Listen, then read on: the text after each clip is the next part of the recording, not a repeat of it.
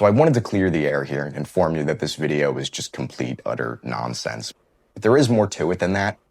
I'm not just going to say it's fake and move on, because that would leave you with a lot more questions than answers, and this would not be much of a video. So instead, I'm actually going to show you how cruise liners deal with wastewater, because it is a very real thing that cruise ships need to deal with. And I do think it's important to inform you about this kind of stuff, just so that you don't get tricked into believing more shit like this. And I don't mean just boats, I mean just AI videos in general, because there is a lot of misinformation online. So firstly, this actually did used to be a real thing that ocean liners would do. They would just dump waste directly into the ocean, but we've come a long way, and nowadays cruise ships are essentially floating cities with really strict regulations that they need to follow, so a lot has changed. So first things first, there's two types of wastewater that cruise ships have to deal with. That's black water and gray water. Gray water is spent water from showers and sinks, and it's inherently cleaner but still goes through a treatment process. And black water is toilet and urinal water with the added addition of human waste.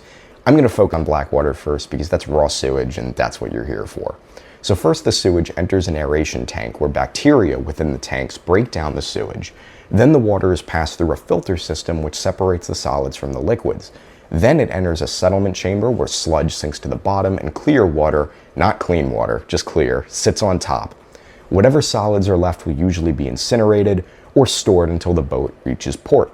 As for the rest of the water, it gets treated with UV light to disinfect it, and by that point it's almost as pure as tap water, although I wouldn't drink it, and cruises don't risk it either because the water is then stored and eventually dumped in designated dumping areas. So technically, yes, cruise ships do dump wastewater, although by the time it does get dumped, it's clean to the point where it's safe for the ocean, and definitely not the brown sludge that AI would make you think.